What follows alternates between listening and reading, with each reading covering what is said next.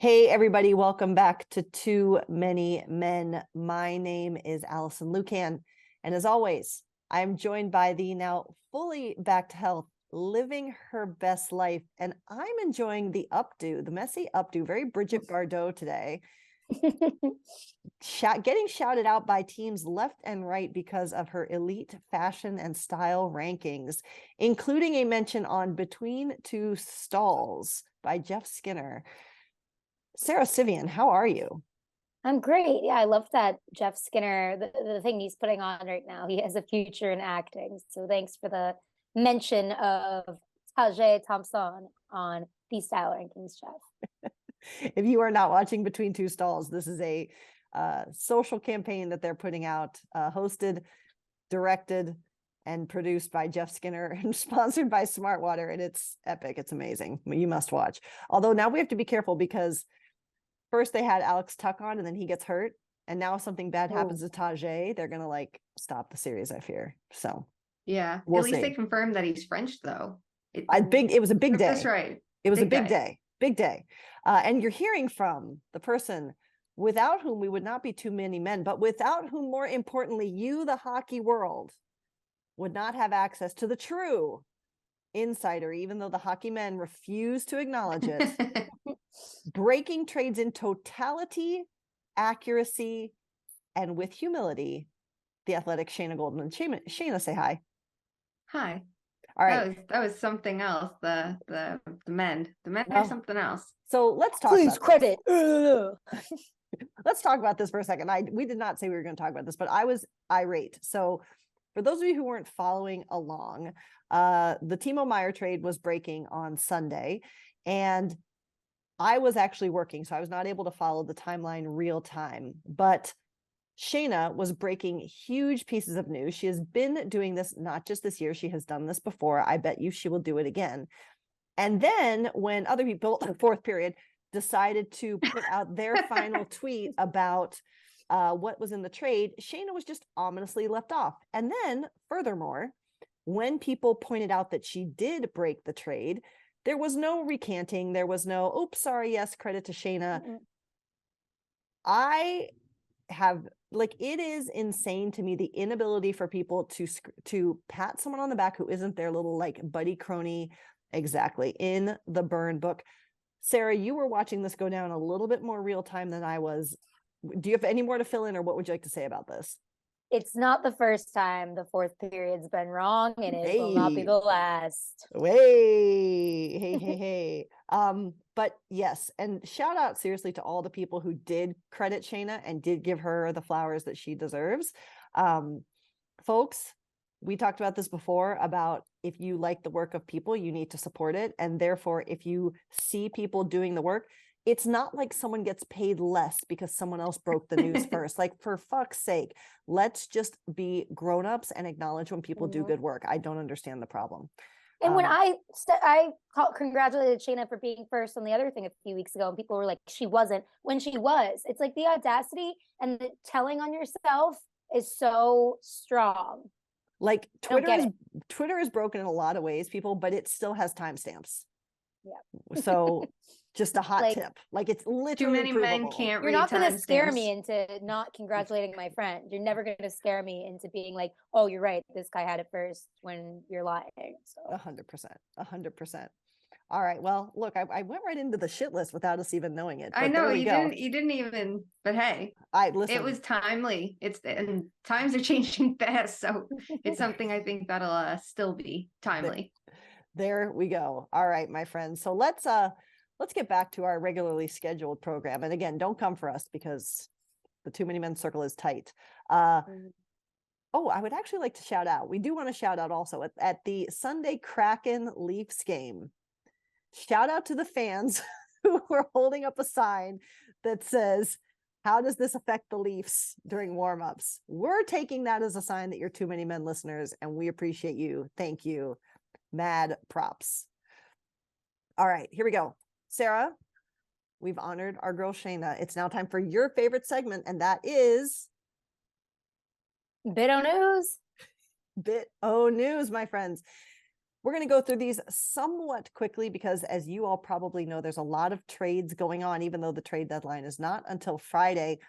The Florida Panthers announced that goaltender Spencer Knight will be unavailable to play for an indefinite period, quote, while he receives care from the Player Assistance Program of the NHL and NHLPA. I obviously, first and foremost, when these athletes have to leave and go into that program, they know everyone's going to know. And I just want to commend Spencer Knight's strength and courage in saying, I need help and I'm going to get it and everyone's going to know about it. And I'm going to be willing to take that news being so public so that I can be fully healthy. And Sarah, what was your reaction when you heard this news? Yeah, I think more players than ever are utilizing this program, which isn't exclusively to drugs and alcohol. It's also mental health and a slew of other issues, which are all, there's no shame in having any of these issues. And so many people struggle with them and suffer in silence when they could get help. So it shows people that you don't have to be at rock bottom to ask for help, and that help is there when you ask. There's some iffy reporting just about it where insiders are saying it's not drugs and alcohol related, and it's just kind of like, I get it, but let's be really careful with the way we talk about these things, because the implication of you saying that is like, don't worry, he's not a lowly drug addict or whatever. And I just think we've moved past that as society. So good point. Shayna, what was your reaction? I just really didn't appreciate the speculation that you see immediately. So credit to Spencer Knight for doing what is best for him. It's so important. There is no perfect time to do it. There's no perfect anything. You have to do it when it's, right for you. And that's what he's doing. So fully commend that. And to everyone just speculating what it could be. Like, first of all, he's a human being. Second of all, he has a family. Third of all, just be decent. Like, we're not asking for much. The bar is very, very, very low. So I imagine you wouldn't want the same for you. You don't, it's tough enough that any action a player does, is amplified so much, and that comes with the territory, but it doesn't mean that you have to be an asshole about it. 100%. All right, moving on. We have some more on ice related news. And the first is that it was announced this week that David Poile, the longest tenured GM in NHL history, I do believe, is retiring and appointing the long-standing carrot in the coaching carousel, Barry Trotz, as his successor. There was a press conference Monday, and I know a lot of people are praising David Poile. I'm sure that there is a lot of good he did, but this very much reeked to me of I've stayed at the party too long, and now that it's time to clean up, I'm out. But I'm excited to see what Barry Trotz is going to do. Sarah, what did you think about this transfer of power that is projected to be happening this summer after all of the NHL season is complete?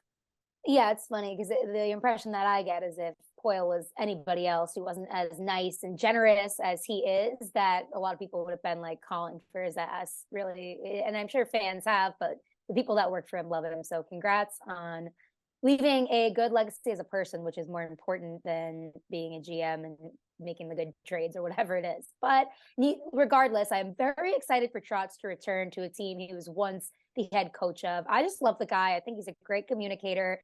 Everybody that I know that knows him well has great things to say about him. He is it's such a fascinating like case study when somebody goes from a head coach to a GM. I'm really curious about how these skills are going to translate. I feel like people will want to do business with him, you know what I mean? And that matters in the old boys club. And when there's like I know on a few teams I've covered, there's been things that pop up a few times per season where it's like a miscommunication between the coaching staff and the front office. So I think he'll be really great at bridging that gap. So I'm really excited.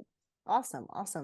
Shayna, I may be a little harsh because it is true. I also would like to go out as a better person than anything I ever did better professionally. But it feels like Nashville isn't really being left in the greatest spot.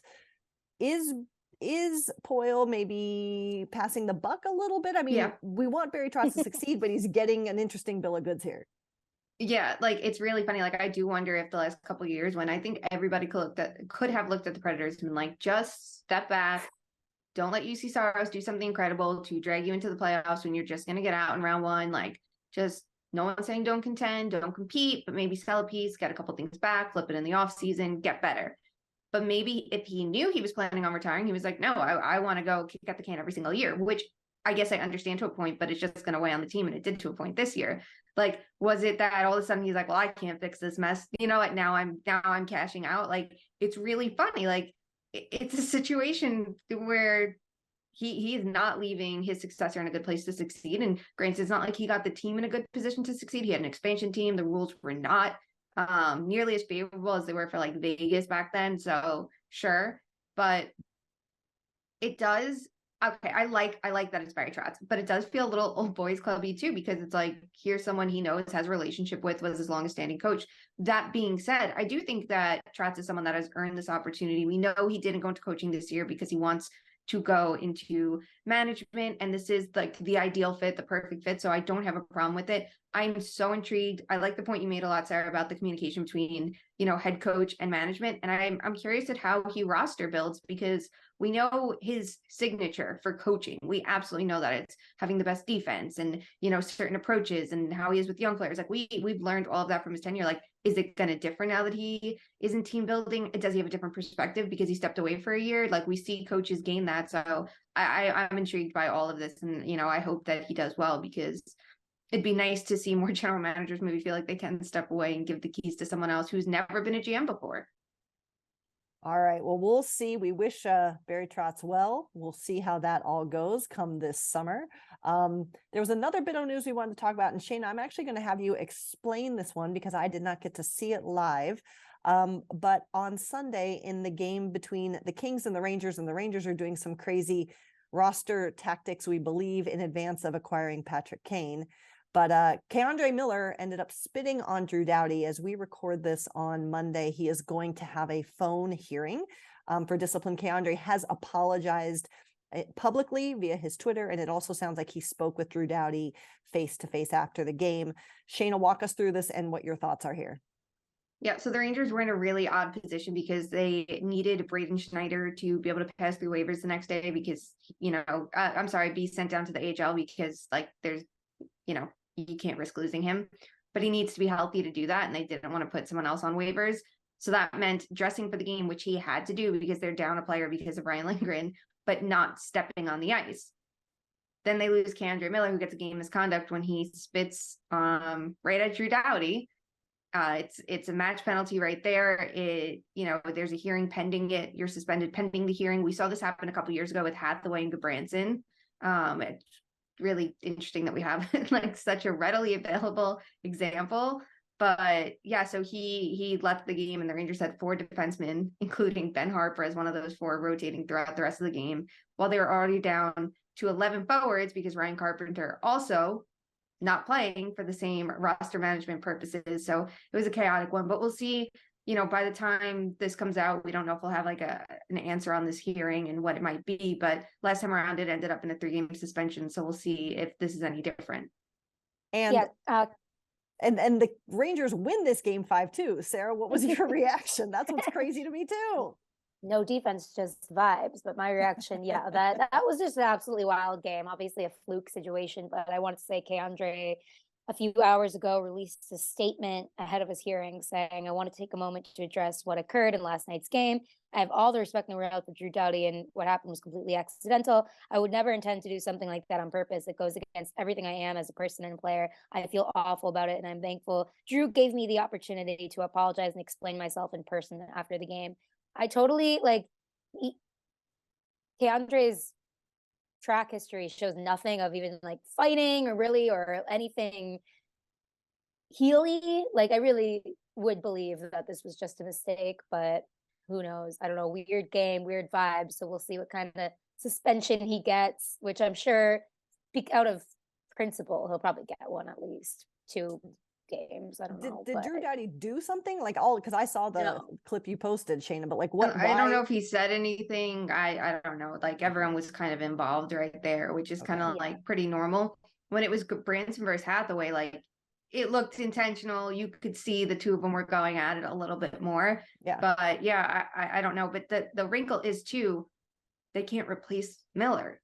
They're already down Lindgren. They don't have the cap space if they make a deal happen to roll through, unless they get the roster emergency exemption. So that's going to be another interesting one. I was already annoyed by this Kane situation, and now I'm really annoyed because it's way too complicated, and I don't care enough to understand it, and I just cannot. Now I'm even more Miller mad. was like, we don't want Kane on this team. Yeah, it feels like a bad omen. Like this happens, and it's like, okay, everyone needs to stay healthy. Lindgren gets hurt, then now you're going to be without Miller, presumably for a game to to 3 games. Like, I don't know. And all the trades and everything going on this year is so particularly convoluted. Like, I read through the Lightning release. Okay, stop. Don't because we I'm not saying anything. I'm just saying the conditions.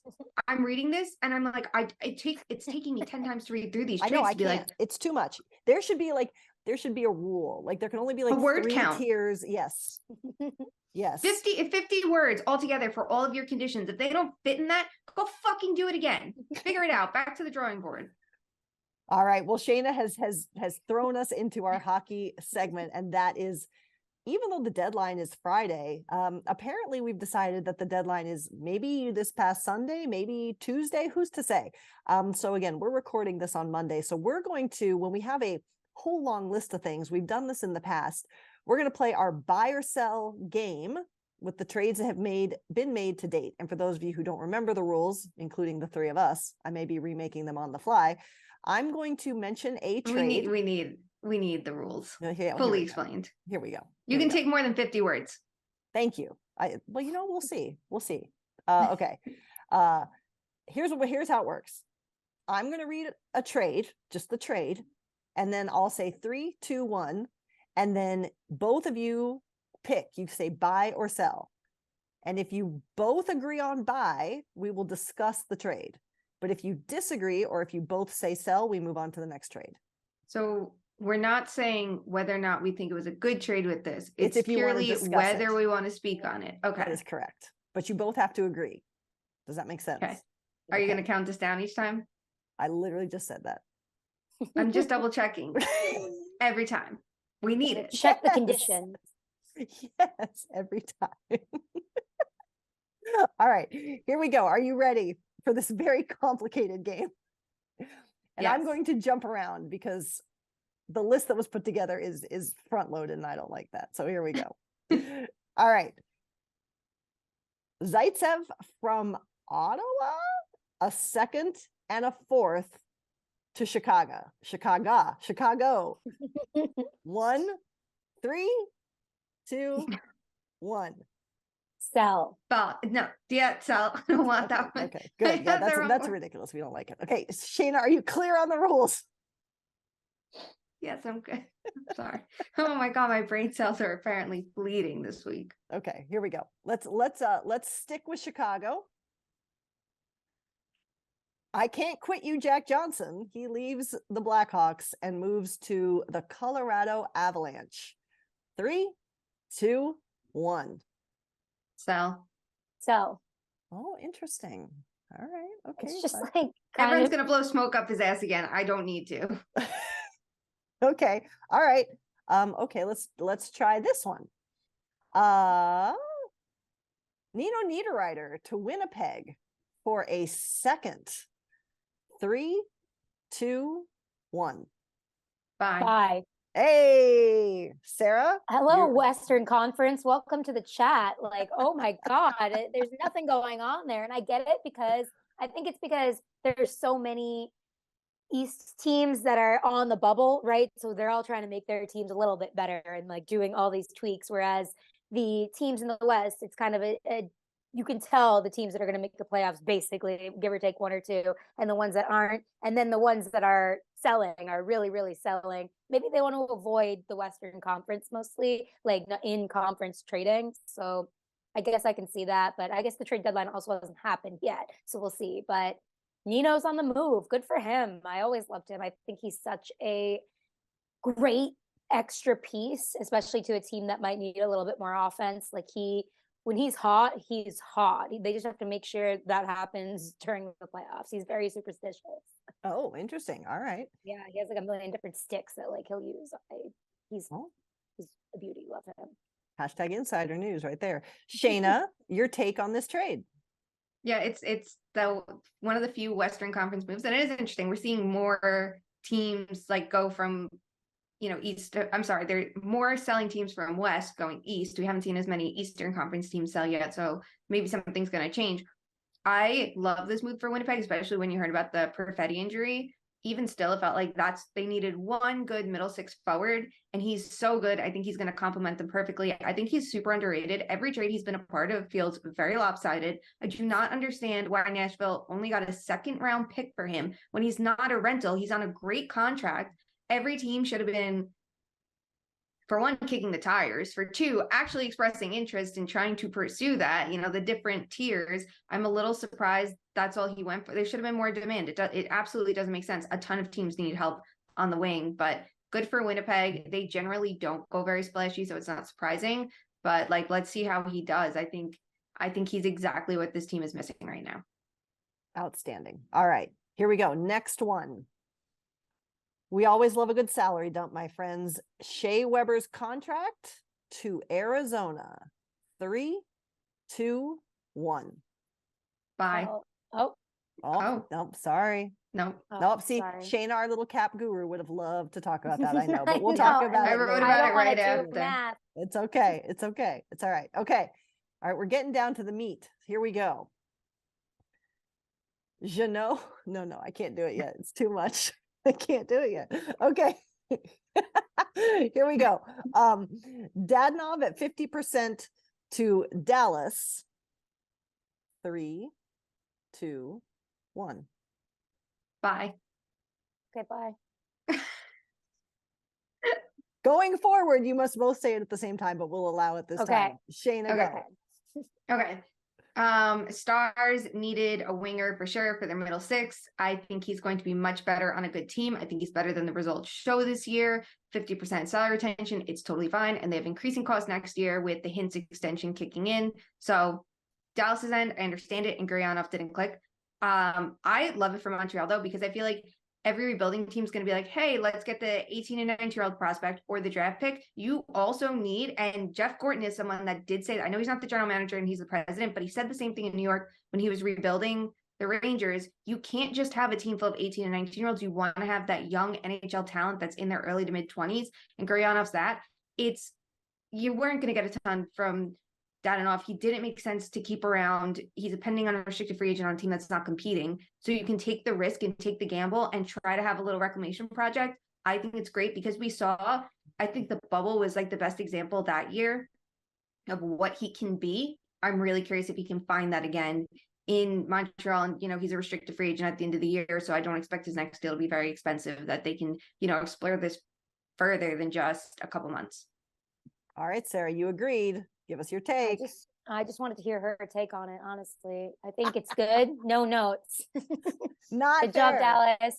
Woo! This is like circumventing the trade rules right there. I see you. Well, also, I like it. I'm in favor of it for Dallas, and that's kind of it. I like to see him repeat that bubble performance. And are we team Dadonov or Dadonov? It's probably something in between. It's something, yeah. Is it with a Y? Does he go with 2 I's? I've seen it both ways. I need a clarification. I know. I don't know. Okay. And it feels like the NHL doesn't always go with what the player's actual spelling that they would go with is. And I don't understand that either. Well, no, but sometimes they do. Like when Artemi Panarin went to New York, all of a sudden he's changing everything. And then you've got Marcus Johansson who they didn't use it though with the Y, the IY. No one did it. But the team did it. That's what I'm saying. No, team didn't. Kept it with an I. I just did it when I tweeted about him. Because he said that was right. And in my articles, it started getting changed because the official way by the team is only I. A lot of the time, I'm saying the player changed the team will ask the player and they're like, right. well, I don't care. Or they'll lie about it. Right. Just tell them what your name is. No, Marcus Johansson literally tells when he changes teams, and even sometimes within the same team, he changes how to say his name. From Johansson to Johansson. Just how he decides. Yeah. Yeah, Sakara and Sekera, and then it went back. You're like, which is it? Sherry and Sherry. He felt bad. He didn't want to say anything that is actually Sherry. Oh yeah. Oh, I didn't know that. Yeah, I saw an interview with him. Babysit his sister. All right, I've learned something today. Okay, all right, here we go. Let me pick which one. All right, let's do this. Let's start with St. Louis. Barbashev to Vegas. 3, 2, 1. So. Oh, fascinating, people. Fascinating. Okay. All right. Jeannot to Tampa Bay. 3 For what? for 18,000 Yeah, what's the return? things. 18,000. Hold on. You want me to read it? Hold on. I'll find it here. I do, please. honestly. I do want to give a shout out to our dear friends at Cap Friendly, which will be your resource for the next coming days, if not always. They're tremendous. We love their work. Support them. Here we go. And always cite them. Tampa Bay acquires Tanner Jeannot. The Nashville Predators acquire, take a breath, Cal Foote, a 2023 third round pick, a 2023 fourth round pick, a 2023 fifth round pick, a 2024 second round pick, and a 2025 first round pick, which is top 10 protected. I think my first house costs less. 3, 2, 1. Bye. Sara, go first. It's just way too much for him. And I know people keep saying, look at like Goudreau and Coleman and everything that Tampa Bay has been able to do with kind of these middle six, I don't know, like talents. And I agree, but I don't agree this time. Like, I'm putting my foot down here. There's so much they gave up. And it's like kind of just so much that it's funny, like a CVS receipt where it's like, I don't think it doesn't matter that there was 17 fifth round picks. I do think a first round pick on top of all that's too much for him. That's all I'm saying. Shayna? Yep, I agree. Like, first of all, it's as many draft picks as it is goals that he has this year. And I like Tanner Jeannot. I think this year sucked for him. I think he's going to be so good. And this is the problem. You look at Coleman, you look at Goudreau. They were so good in Tampa Bay. You forgot about the cost of acquisition that everyone did disagree with in the first place, that Tampa spent that much. And yes, they weren't rentals, and that's the same here. Everyone's going to forget it when Tanner Jeannot is thriving in the playoffs because he has that playoff style hockey. Absolutely. He's physical. He has some skill. I think he'll refine it more with Tampa. They're the best at maximizing these players. And when he's scoring goals against Maple Leafs that are going to kill him in the playoffs, we're going to be like, fucking right, Tanner. Great addition, JBB. But I am sorry. In what world? I don't care. He's cost controlled and they have a cap situation. It would have fucking cost you less to retain salary, to pay someone to retain salary. Even if you did double retention on a player like, say, Barbashev, it would have cost less. And a team like Tampa Bay is in a position they can spend first round picks. Absolutely go for it. I'm literally writing about this right now because I liked his comments and he was saying where we are right now, we're investing in the right now, and that is it. I fully agree with you. Spend those picks. It doesn't matter. Don't spend all of them at once for this particular player. If you did that as your whole deadline, like our friends, the Leafs, are spending so many picks, but it's in so many different moves to bring in players. Thank you. You brought it back. Thank you. For one player with 5 goals, I don't care if he's at his best going to be a second line player there. He's never, that is top line game-changing caliber, that many picks. Yeah, I agree. And they literally could have it would have cost them less to form a hockey player out of clay and mud and magic than it cost to acquire Tanner Jeannot. Anyway, okay. This trade was an interesting one, and this one might be more interesting for the drama, even more so than the actual assets exchanged, because there's a little bit of snark that Columbus is pissed off that they thought they had a deal that would have precluded this, but here we are. In a 3-team trade, because Minnesota just seems to want to take salary all day, every day, the Bruins received Dmitry Orlov, Garnet Hathaway, and rights to Andrei Svetlakov, while the Capitals... Yeah, not to be confused with Andrei Svechnikov. Yes, true. The Capitals received Craig Smith, a 2023 first-round pick, a 2025 second-round pick, a 2024 third-round pick, and Minnesota, for retaining salary of Orlov, 25% off the caps, held 50, also get a 2023 fifth round pick. 3, 2, 1. Bye. Shayna, go first. Okay. It is funny how this screwed up the Columbus trade. Orlov is a very good player, great puck mover. I think he is an excellent addition. I think teams really shortchange themselves when they stack up their assets, though. I think you're in a much better position to go Hathaway in one trade and Orlov in another. And I think the return was good enough for Orlov, but not Hathaway as well, who's like an actually good, versatile fourth line player, not like a one-dimensional player that teams always overspend on. it's amazing that players like Sherratt and Lausanne went for as much as they did last deadline, and Orlov goes for only this. He's so good. I love that Minnesota is helping trades not go to the West and not go to their competitors. I hope that's what the energy, like they're trying. They have one more retention slot, so let's see how they use it, if they do it all. But the Capitals having the guts to say, hey, we're not good enough. And I kind of didn't think they'd do this while Ovechkin was there. They were like, we're not good enough. Let's step back. Let's do what Nashville should have done. Step back, quickly throw it together and see what we can do with all the assets we gain. Go for it. They have so many pending unrestricted free agents. I think it was the smartest thing they could have done. And I think they just shook up the trade market because I thought it was going to be kind of bland this year. And now when you look at how many players they can still move, like Nick Jensen, like Trevor Van Riemsdyk, like every defenseman that's not John Carlson, go for it. Like I think that the deadline got more exciting because of them. Outstanding. Sara? Yeah, first of all, to the point about Jarmo, I love the guy. I think he's such an I think he's such an interesting hockey mind, but I don't. This is the problem with hockey and trading. Sometimes it's like this is a business, and people can back out at last second if they want. We're not when here something to like make this friends. comes around, I am so glad that as like I don't know, someone who likes good trades. I'm so glad the Bruins didn't go for the Columbus guy who I can't. Vladislav Gavrikov. Yeah. Can Alison, you tell us the best thing about Gavrikov?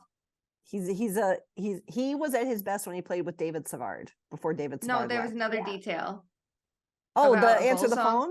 Well, no, it's not the a goal song. The goal song. No, he has no.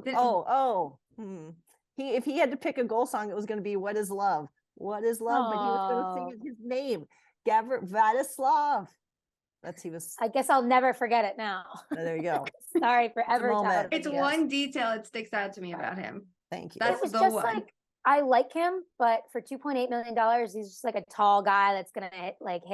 Okay, we get it, Boston. Like you want that, but you don't need it. You already have Connor Clifton, who is short but does the same thing to me and moves the puck. You have Lindholm. You have all of these defensemen having amazing seasons. I don't know. It's like one little thing like that for $2.8 million or whatever it wasn't the move.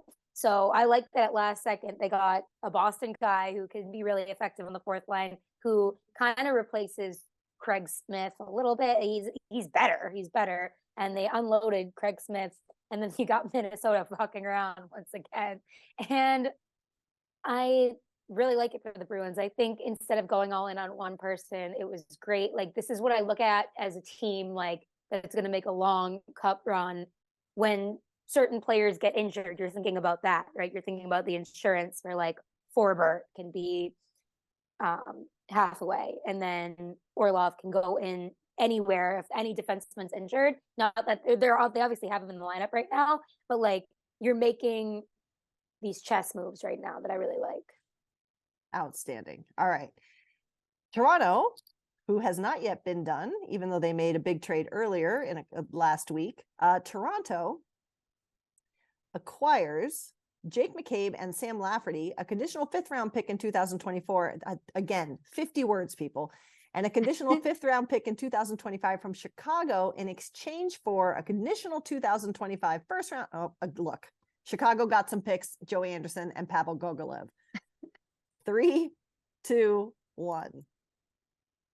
Bye. Sara. I'm sorry. I could have gone either way, but we'll buy it. You have to go first then, because you can't because you can't do it just to hear what Shayna said. Yep. Okay. No cheating.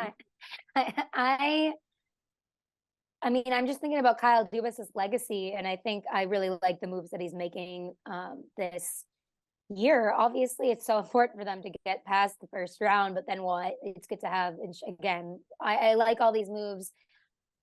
He did the huge Ryan O'Reilly one, which is going to be the signature of the trade deadline for him. And then after that, he said, okay, I'm not just going to I'll call a day and pack it up. I'm going to make these also fringe moves that can help for I'm thinking about round 3 when people are getting banged up and when people are starting to realize your schemes and watching all your film and getting used to playing you can have these kind of aces to say, okay, here you go. I don't think these people are going to do the cup winning goal, but they're nice to have around, and it kind of gives everybody a little bit of relief when it's like, okay, we're not done yet. We have other options if this guy's going stale. All right, Shayna, now you get to go.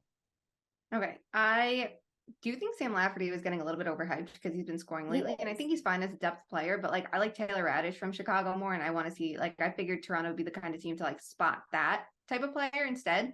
Sure, whatever. I don't care about that.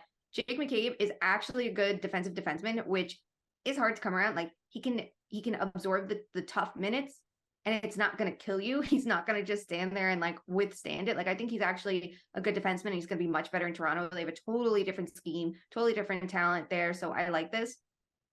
On the draft pick thing, because Toronto has now given up a shit ton of picks. I think they have 3 picks altogether over the next 3 years, which is the same as Tampa Bay. I do like that they chose to space them out over multiple deals. They brought in 4 players and moved out all these picks instead of 1 player moving out all these picks to play on their third line. I think that's important. And they have so much to lose. These are the next 2 years that they have to maximize before Matthews' contract is up. Everybody knows that. So you have to go all in. And it feels like at the deadline, they normally go with like 1 big move for a captain and that's it. Now they're like, no, we're not done here.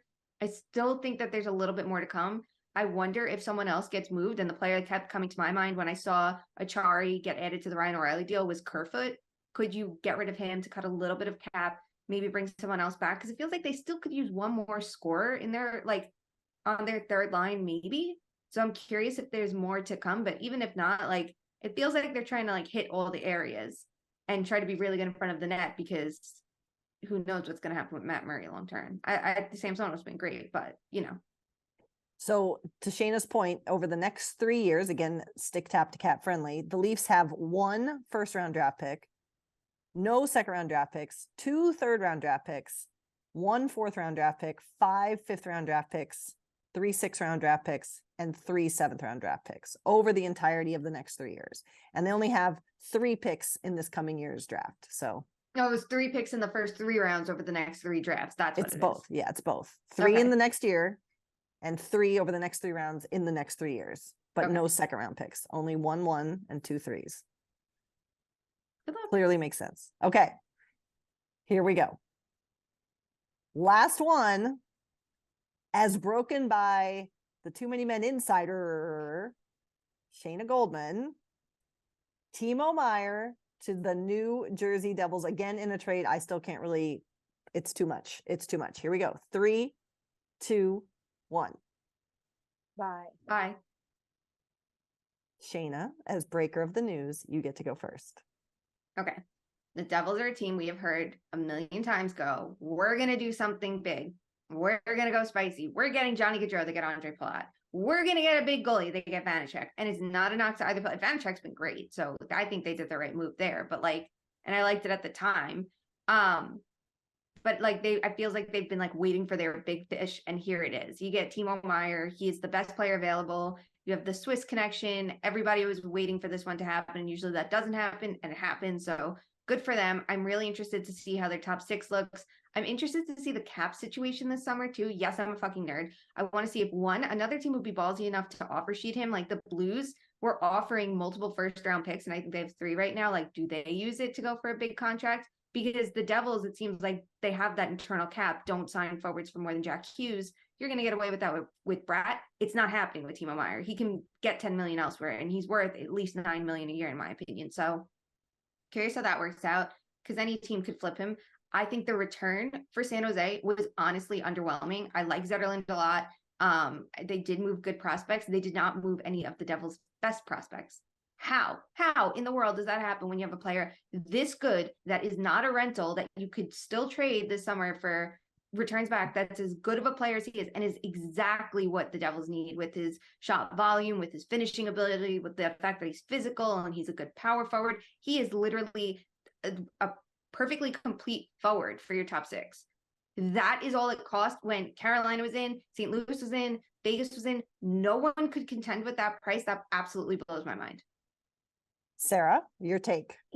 Yeah, there was one player that the Canes specifically didn't want to give up, who they think is going to be the future of their franchise or whatever. The name is kind of escaping me. We'll put it in the episode details, because I'm not really like a prospects expert, honestly. Like, okay, we get it. But every team that was in on the end at least had like a top end prospect, a first rounder plus something else. I do agree, kind of the underwhelming. It was like 17 prospects, but none of them really made me not, again, I'm not a prospect expert, but I wasn't like, oh my God.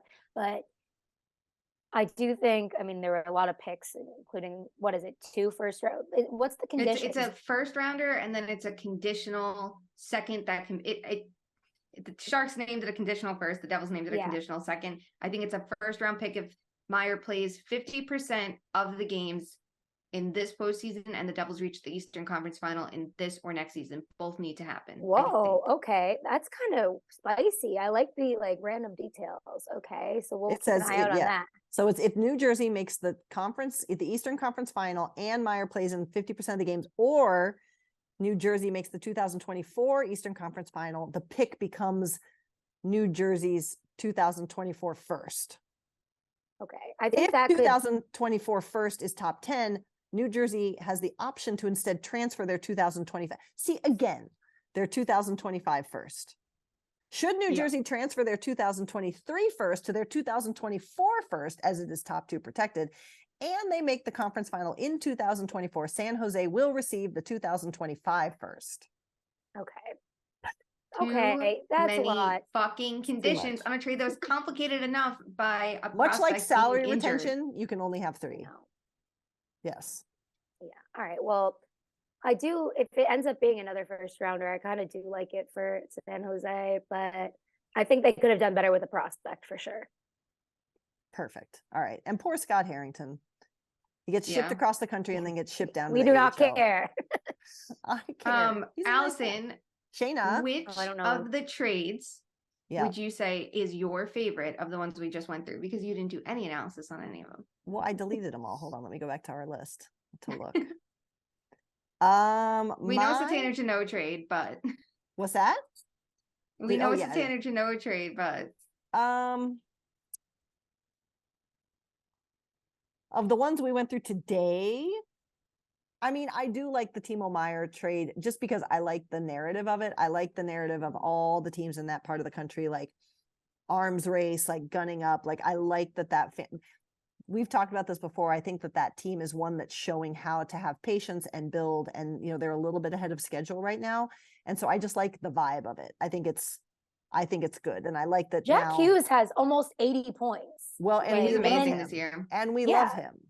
He's doing awesome. And then you look at Heischer, and he has almost a point per game too. So it's cool that they're adding somebody else too. That is really the thing, is we want our favorites to have fun new toys. So there we go. It's all about it. That's right. Yes.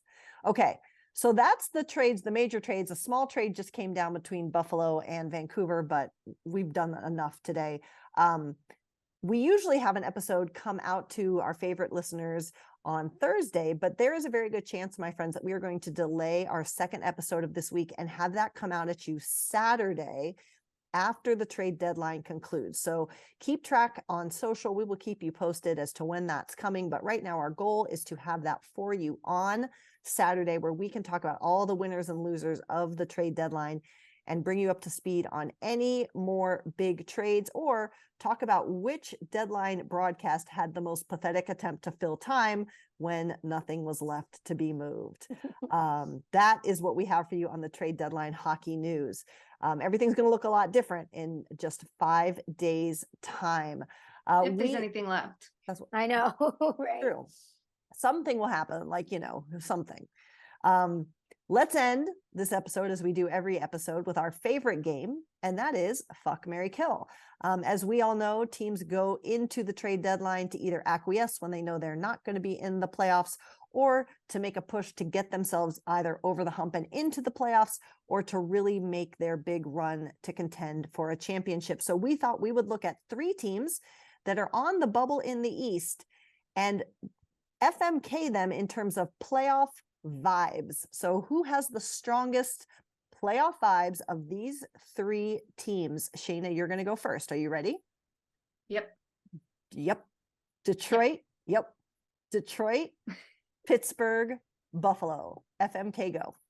Okay. Killing Pittsburgh. Sorry, bored. You made the playoffs. What is it? 17 consecutive seasons.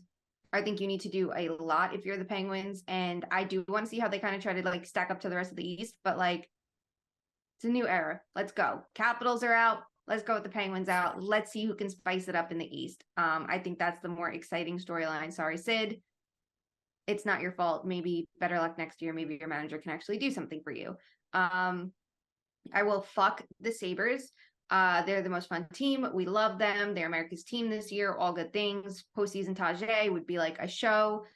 But I think that there's definite holes there, definite spots that they can use some work, and that's totally fine. That lines up with their timeline. I think a win this season for them regardless is just making it to, in the race to be in the mix, which they are. That's great. And it's next year that I'm like, definitely make the postseason.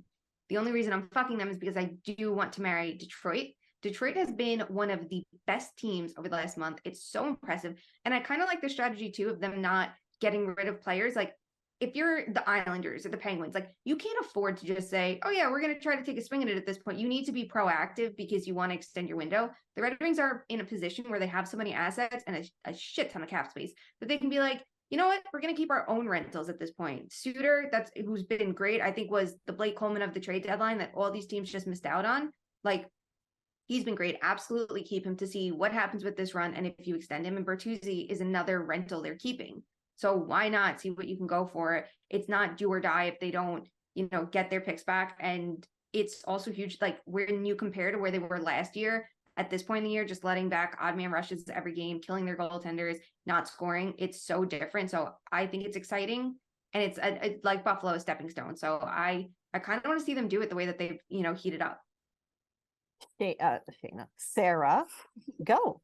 Good points all around. Yeah, I'm killing Pittsburgh too. Like, I'm sorry. I'd like to see one more run with Malkin, Letang, and Crosby, but at the same time, the vibes have just been absolutely atrocious the past few months. Like they'll get some traction and then they'll just have these ridiculous losses. And it's just kind of like, I don't know if they're going to have the firepower to put on a good show when the playoffs roll around. So like, I'm just going to kill them because of that. I am going to, and also like, what are they doing in their front office right now? It's just kind of like, what are you doing? I don't know. So I am going to, on the flip side of that, fuck the Red Wings because their front office has had it figured out and they trust the Ezra plan, and it's a little above schedule right now too. So at the same time, it's kind of about time. I don't know. Like I could see them getting into the playoffs this year for sure. And I'd love to see the good vibes back in Hockey Town. I think it's been, not that it's been so long, they were a dynasty for a long time and they were spoiled and then they weren't, but it's awesome when Detroit is rocking with good hockey. And I love to see just like a return where people like with the Canes, when I was there 4 years ago, it's just like people are so grateful for playoff hockey. And I don't know if Pittsburgh fans are that anymore. They're kind of waiting for the other foot to drop where they know they're not going to win the cup, right? So I want to see Detroit fans be happy. But then I'm marrying the Sabres just because we need playoff Tajay. We need the between the two stalls in the playoff. Like the vibes are just absolutely impeccable here. And this was based purely off vibes for me, clearly, because I keep saying that. But I need the Buffalo Sabres in the playoffs this year. Well, it was all about the vibes, so that's perfect. You did exactly what we asked you to do. Shayna, guess what? Wow, I'm honored. All these accolades for you. I forgot, in all your glory, not only did you break the massive trade, you also were named, let's pause for a second, Fantasy Hockey Writer of the Year for the second straight year. Yeah. Now she's speaking of dynasties. Speaking of, there it is. She's pulling out the wrestling championship belt, people. She this has is two what of Rich them. threw in for me. Iconic. This is the new vibe. We're just so lucky that we have you willing to spend your time with us now with all these honors. I don't know. The crown is becoming quite heavy. So who would I be if I didn't agree with you? So I do agree. Yes, you have to. I do agree. Reign of terror. And only because I'm going heel. Sorry. Here she goes. I do think that Detroit is just a little bit closer to being balanced in all three parts of their game. And there might also be some recency bias because I just saw them play and I thought they were fun. I love the way they played. I think would be a great dynamic to bring to playoff hockey. So I'm going to match Shayna and marry Detroit, kill Pittsburgh, and fuck Buffalo. All right, my friends, I think we've covered everything for now. We thank you all for the kind words on our interview with Marty Baron. He's the best. We love him. We're going to be bringing you more content like that as this season starts to get into the fast final lap around the track before the postseason comes at us very furiously. In the meantime, if you want to know what interviews are on our show, what we're thinking about, what we're talking about, or want to give us ideas for topics or fuck, marry, kill, you can follow us on the socials. We are at @2_much_man on both Instagram and Twitter. At both of those places, you can also find in our bios links to buy our merch. We have hoodies, hats, t-shirts, switch cases, watch bands, all kinds of stuff, burn books. You need this in your life. It will make you happier. It will remind you that even though there are too many men, there's also all of us together. So until next time, please do a little bit, if you can, every day to make sure that hockey is for everyone. We will talk to you guys soon, and happy deadline. Love you. Bye.